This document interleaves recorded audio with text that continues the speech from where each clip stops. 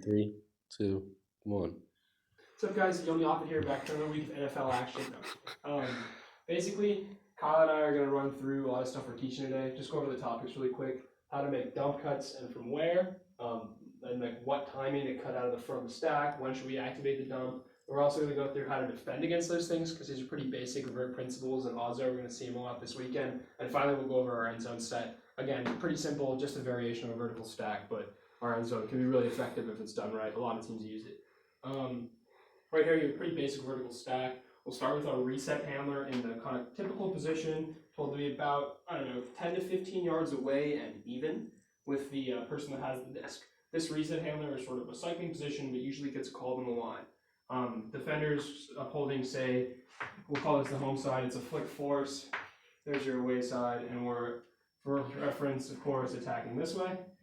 We'll have a defender here, generally there, and then this one's here. So to start, in order to get to the idea of making handler cuts, we have to know when to look at the handler. That goes to the idea of called progression of looks. The most commonly known time to look at the reset handler, regardless of who has the disc or when they have the disc, is at the 4 mark. So when the stall count reaches 4, that's when you're going to turn and activate the reset handler.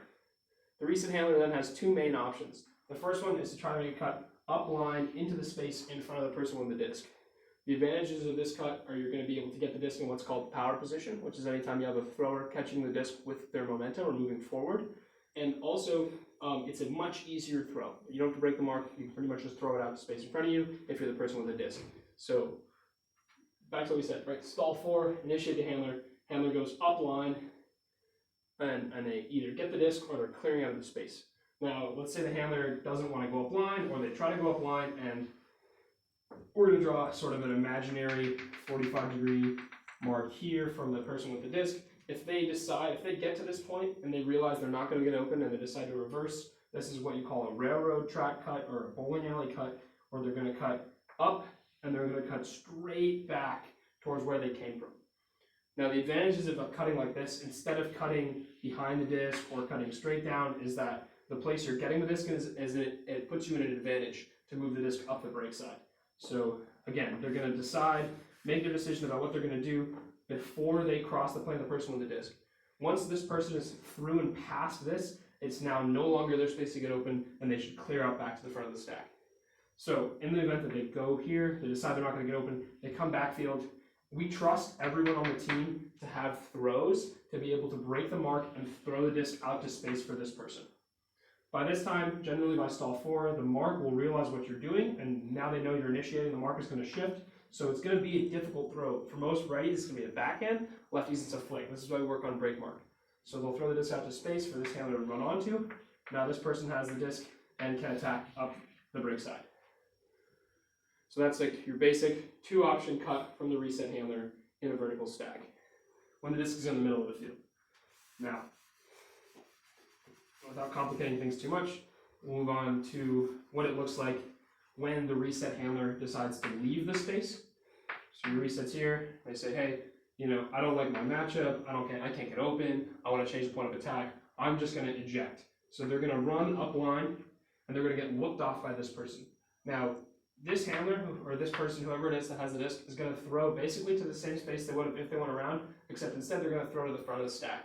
The front of the stack, it's now their job to clear from the stack into the space. So this person's clearing, they're going to come. The person that cut up line is now going to clear the space, and as they're doing that, this person's going to see that they're not getting the disc, and they're going to run either straight down or a little out, and they're going to run towards the break side where this thrower, again, is going to break the mark, hit them here, and again, we're going to attack the break side with cuts from the back to the break side. So the only time that this changes is if, for instance, this person initially that's starting back here, they cut up line, they're not open, they cut backfield, they're still not open. This person can't fill into the space that handler's in, so they're going to make a cut off the front of the stack where they're going to come a little under, plant, and go up line, right, more or less. That's almost always going to be open if none of the first couple options are. So, quick recap and review. Stall 4, we're looking at our reset. regardless of who we are, no matter how good our throws are, how bad our throws are. You can always look earlier, but stall 4 is the latest we're going to look at our reset. Once we look at our reset, they have two options. They can cut up line. If they're open, they get the disc. If they're not open, they clear the stack. They can cut backfield. If they decide, right, if they're open, they'll get the disc. If they're not open, they stay where they are, or they try to move out a little bit, and then this person, your third handler, usually as it's called, the person that sets the stack, or the ace, as some people like to say, the ace always has the option of, if this person clears, to fill, right, which is what you'll see the most common, and sometimes we'll call straight from the sideline, we'll call, hey, fill, fill, fill, and we'll know that's the sign for the ace to fill in that space, or if this handler's still in that space because they couldn't get open on the around cut, then this person will eject and clear out. So, without going into too much more detail, we'll quickly move into some of the handler reset options for when the disc is on the sideline. A lot of that stuff remains unchanged. Basically, someone has this on the sideline. A lot of times this mark is going to try to go no around because this is not a huge window to throw into, right? It's really difficult to find accurate throws in this, especially the huck. So some people recently on the team have been calling it bouncing. We're trying to get the disc off the sideline. So your reset handler usually will either set up even, or if anything, they can also set up a little bit positive. Now, when doing this, it's important to make sure you're saving space so that your defender isn't out here in this lane just taking away all throws. But what you're going to do is, by setting up here, it allows you to go straight around without having to set up your around cut, which means it's much faster and it's much easier for the thrower because they don't have to throw the disc out here. They can just throw the disc to space, and that way you're not losing all those yards. So this handler, again, has the option when they get initiated at stall 4 to either make a cut up line, or to just, they don't even really have to set up this cut because of the position their defender is in, and come straight backfield.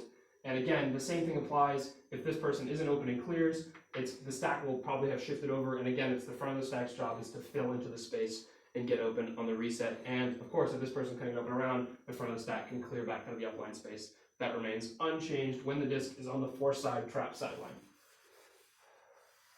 And one last handler cutting concept before I'll turn it over to Kyle to talk about the defensive side. Say we do things right and we get the disc all the way to the break side. Really important in a vertical stack to move the disc both ways, back and forth across the field. When the disc is on the break side, your mark a lot of times is going to go almost flat. We like the reset handler because obviously there's no break side for them to set up on anymore, to set up at what's called a 45 back. So this gives the person that's defending that person two decisions. Either they're going to set up here and they're going to try to poach in the lane, this person's defender, which allows a really easy throw here. This person can cut horizontally across, and then you hit them moving into like an upline or a pseudo power position. Or if, for instance, they do the correct thing, which is set up on the defender like this and force you to go upline. If you trust yourself to throw that either a lefty backhand, if you are ready, sometimes a flick, sometimes you could even throw a righty backhand, but it's sort of a tight window throw. We'll have this handler can either make a out and back cut, and if they get open on that, you can throw and hit and go upline again. Or if they decide again, hey, my guy's on me, his defense is too good, I'm just going to eject up into the break side lane. Again, the front of the stack is almost always going to be open and can fill. You throw to them in the backfield, however much of a gap that is, and this person again can come across. You can hit them up line, and then you're off to the races.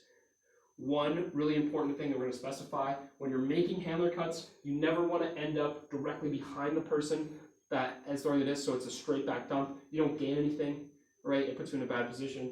And so otherwise, you're just going to trust, keep our shape, and know that if you're the primary reset, you have a chance to make one cut, two cuts. If you're not open, get the fuck out. Let the reset from the front of the stack get open. They're almost always going to be there. That's it.